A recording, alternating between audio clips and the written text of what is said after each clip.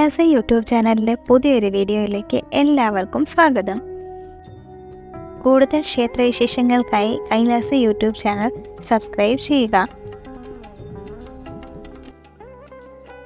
തൃക്കുന്നപ്പുഴ ശ്രീധർമ്മശാസ്ത്ര ക്ഷേത്രം ആലപ്പുഴ ജില്ലയിൽ തൃക്കുന്നപ്പുഴ ഗ്രാമത്തിൽ സ്ഥിതി ചെയ്യുന്ന പ്രസിദ്ധമായ ഒരു ക്ഷേത്രമാണ് തൃക്കുന്നപ്പുഴ ശ്രീധർമ്മശാസ്ത്ര ക്ഷേത്രം.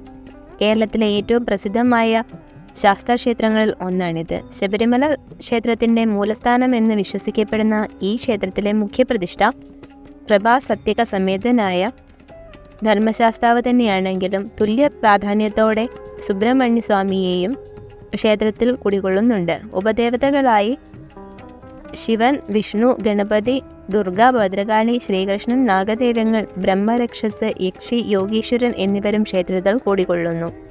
പിതൃതർപ്പണത്തിന് വളരെ പ്രസിദ്ധമാണ് ഈ ക്ഷേത്രം. ക്ഷേത്രത്തിൻ്റെ പടിഞ്ഞാറു ഭാഗത്ത് നീണ്ടു നിവർന്നു കിടക്കുന്ന അറബിക്കടലിലാണ് ബലിതർപ്പണം ചെയ്യുന്നത്. വൃശ്ചിക മാസത്തിൽ ഉത്രം നാളിൽ ആറാട്ട് വരത്തക്കവണ്ണം 10 ദിവസത്തെ ഉത്സവമാണ് ഈ ക്ഷേത്രത്തിലെ പ്രധാന ആണ്ടുവിശേഷം. സമുദ്രത്തിൽ ആറാട്ട് നടത്തുന്ന അപൂർവം ക്ഷേത്രങ്ങളിൽ ഒന്നാണ്. കൂടാതെ മീനമാസത്തിലെ പങ്കുനി ഉത്രം, തുലാമാസത്തിലെ സ്കന്ദഷഷ്ഠി, മകരമാസത്തിലെ തൈപ്പൂയം എന്നിവയും വിശേഷ ദിവസങ്ങളാണ്. 301 നമ്പർ അയ്യപ്പ സേവാ സംഘമാണ് ക്ഷേത്രഭരണം നടത്തുന്നത്.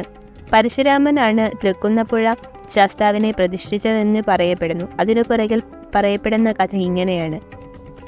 21 വട്ടം ക്ഷത്രിയരെ നിഗ്രഹിച്ച കൊടും പാപത്തിൽ നിന്നും രക്ഷപ്പെടാൻ പരശുരാമൻ കേരളഭൂമി സൃഷ്ടിക്കുകയും ആ സ്ഥലം മുഴുവൻ ബ്രാഹ്മണർക്ക് കൊടുക്കുകയും ചെയ്തു. ബ്രാഹ്മണരെ 64 ഗ്രാമക്കാരാക്കി തിരിച്ച അദ്ദേഹം അവർക്ക് ആരാധന നടത്താൻ 108 ശിവാലയങ്ങളും 108 ദുർഗാലയങ്ങളും ഏതാനും വിഷ്ണു ക്ഷേത്രങ്ങളും ഏതാനും ശാസ്താക്ഷേത്രങ്ങളും നിർമ്മിച്ചു കൊടുത്തു. കേരളത്തിലെ 64 ഗ്രാമങ്ങളിൽ ഒന്നായിരുന്നു ശ്രീമൂലവാസം എന്ന പേരിൽ അറിയപ്പെടുന്ന തൃക്കുന്നപ്പുഴ. അവിടെ അദ്ദേഹം കടൽക്കരയിൽ ഒരു ശാസ്താക്ഷേത്രം പ്രതിഷ്ഠിച്ചു. ഇതാണ് ഇന്ന് ക്ഷേത്രത്തിൻ്റെ മൂലസ്ഥാനം എന്ന് പറയപ്പെടുന്ന സ്ഥലം. കാലാന്തരത്തിൽ വലിയൊരു കടലാക്രമണത്തിൽ ക്ഷേത്രം തകർന്നു പോവുകയും വിഗ്രഹം കടലിനടിയിലാവുകയും ചെയ്തു.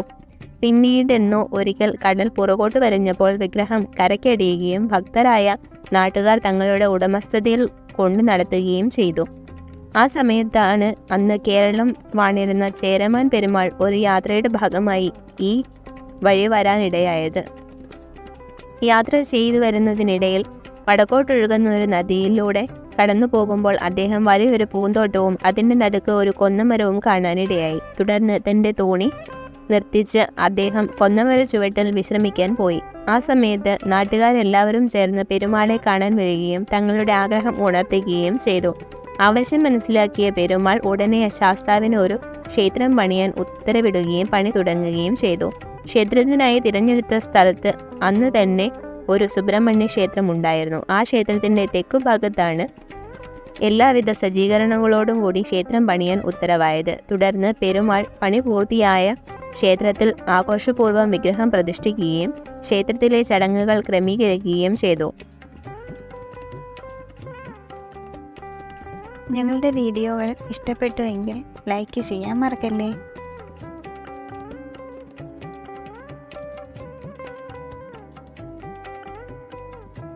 കൂടുതൽ ക്ഷേത്രവിശേഷങ്ങൾക്കായി കൈലാസ യൂട്യൂബ് ചാനൽ സബ്സ്ക്രൈബ് ചെയ്യുക.